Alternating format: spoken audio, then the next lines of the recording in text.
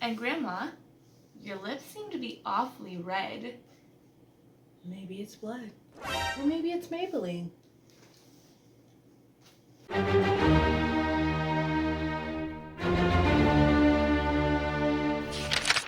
Hey creatives, welcome back to our channel. I'm DS Walls and I hope you guys are enjoying fall as much as I am. I'm JD Quinn and I also am enjoying fall so much. If you are new to our channel, then let us tell you who we are. We're two budding authors who are on the journey to writing our first book, and this channel documents the highs, the lows, and the frustrating ass failures. We also give tips and information on writing, book reviews, and now we've created a new series where we're going to be talking about the most iconic and prolific authors that you probably know very well but know very little about.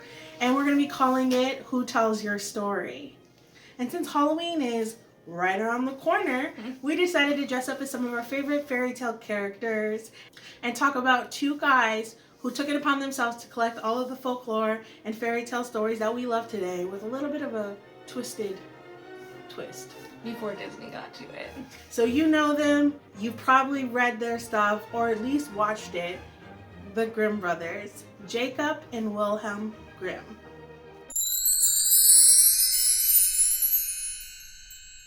So who are the Grimm brothers? There's Jacob, who was born in 1785. He's the oldest, and he was born in the Holy Roman Empire states, which we now know as Germany. And then there is Wilhelm, who was born in 1786, directly after Jacob.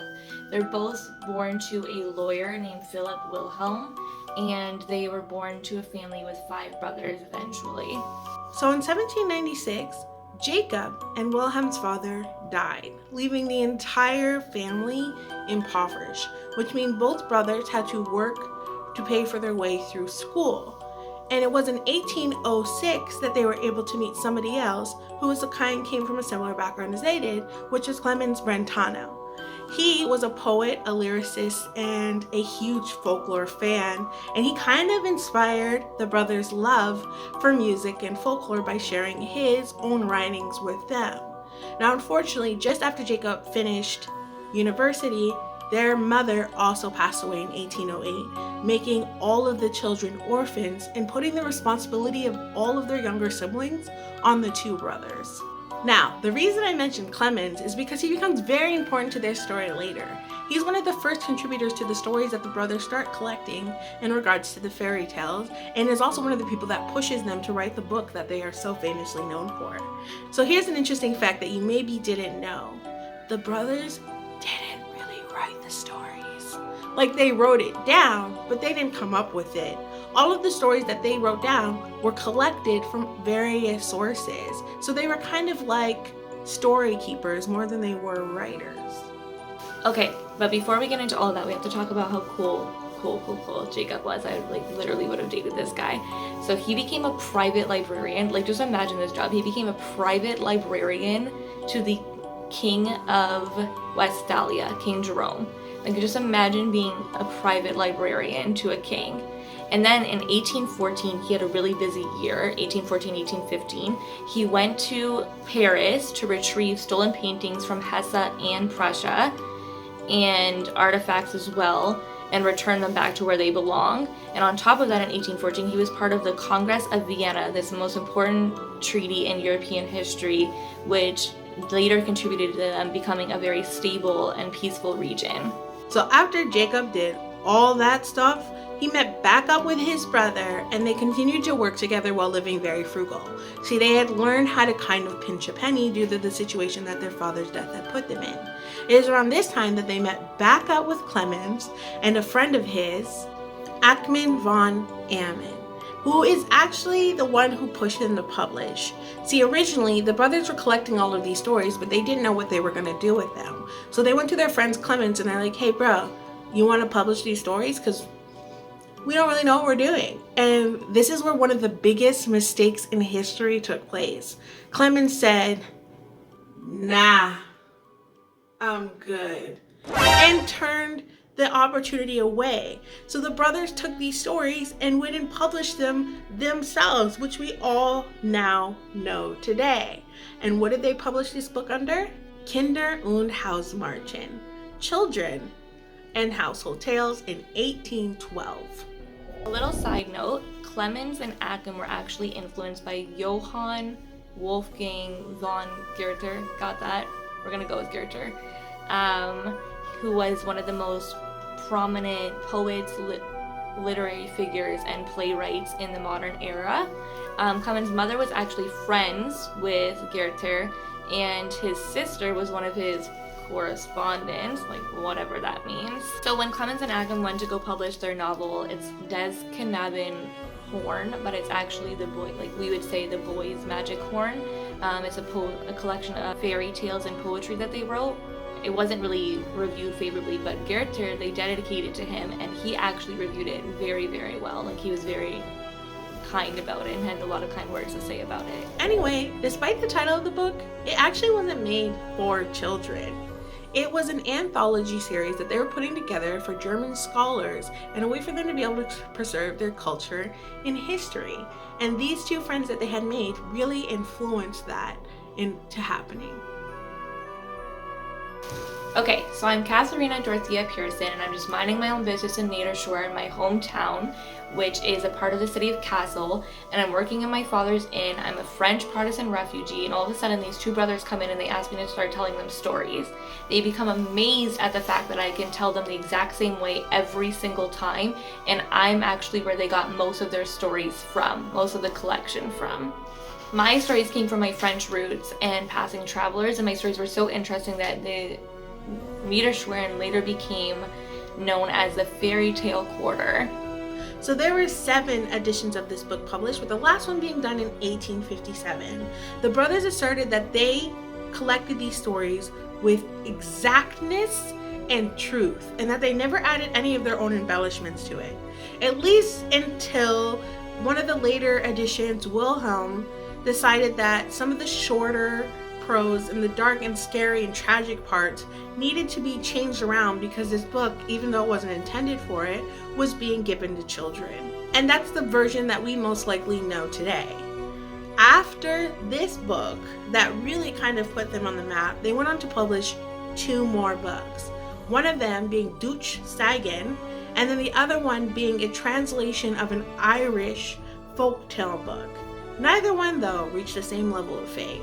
Okay, so after the book, Wilhelm actually ended up getting married to a woman named Doreen Wilde. They had known each other for 12 years, and she was the source of some of their stories. They ended up having 5 children, but like, who the fuck cares?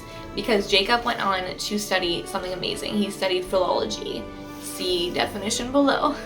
So I'm about to throw some big words at you and a lot of information, so get ready, prepared, and buckle up. Jacob is mostly concerned with the natural laws of sound change, so vowels and consonants. Basically, the difference between wha and what. Like when we say what now, we're not pronouncing the WH, we're just pronouncing the W, which I find super interesting. That's kind of an example of what we're talking about here. So if any of you have seen that Stewie episode or just Stewie in general, where he's just like, what are you talking about? He's actually saying it not so much properly, but the way that it used to be said.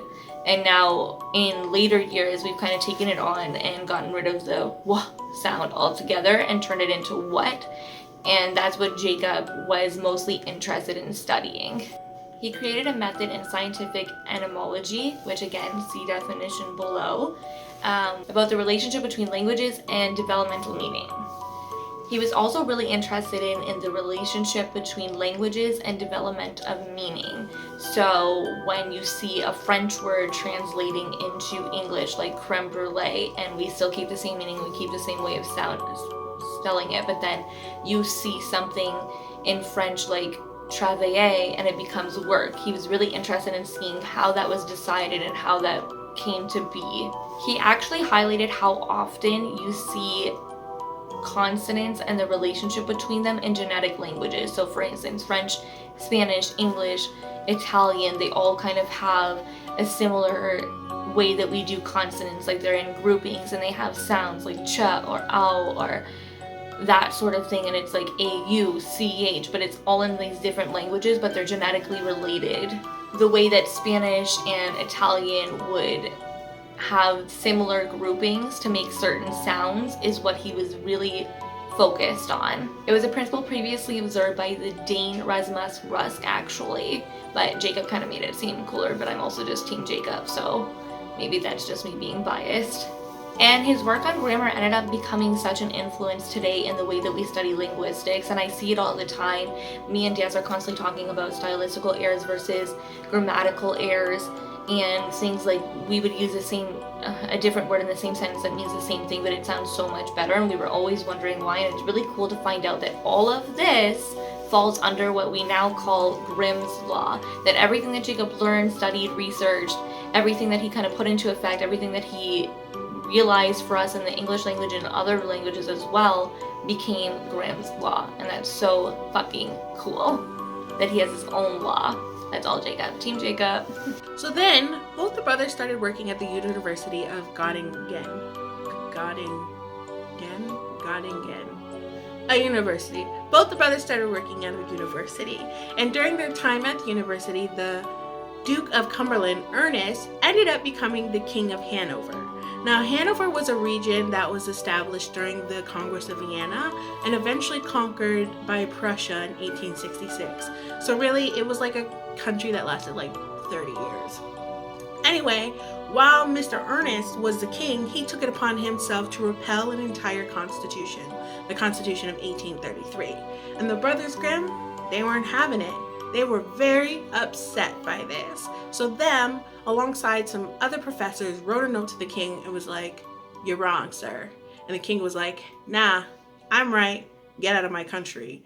And literally exiled them from the country that they lived in, resulting in them having to leave and eventually go to Prussia. So they went to Prussia because the King of Prussia himself called on them to go to Berlin and join the Royal Academy of Sciences. So really think about this. This is like the third king who's been like, "Yeah, you're cool. Come here."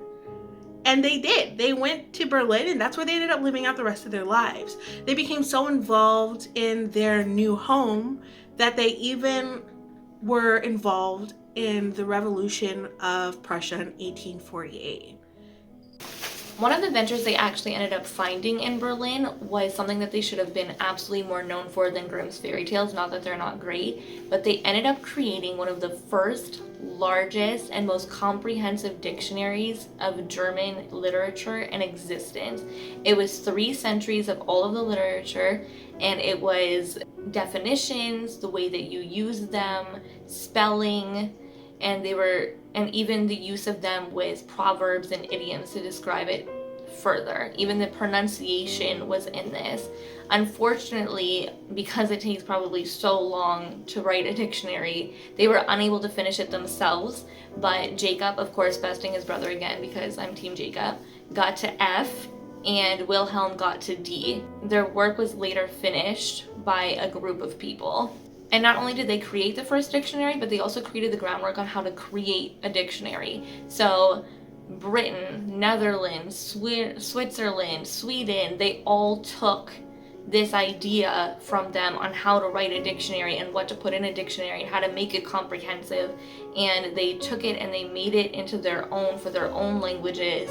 And so they really they created the whole way that we make a dictionary, which is insane because we don't talk about this ever. We just talk about fairy tales Grimm, and it's just crazy to me that they wrote a freaking dictionary, like the first dictionary pretty much, and this is just how we write dictionaries today because of them. The preservers of fairy tales were also the fathers of dictionaries.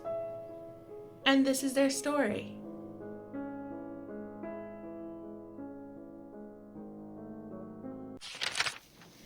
So while we now know all of the works and amazing things that they've brought into this world for us, I hope that you also learned a lot about the scholars actually themselves. Yes, and please be sure to comment down below if there's any information that we missed out, or if we've gotten some facts wrong, please fact check us. Yes, please. And be sure to hit that subscribe button if you like the video, and ring that bell if you want to be notified for our next videos. Which happened every Wednesday. And I think that's kind of all we've got for you. So we'll catch you on the flip side of the page.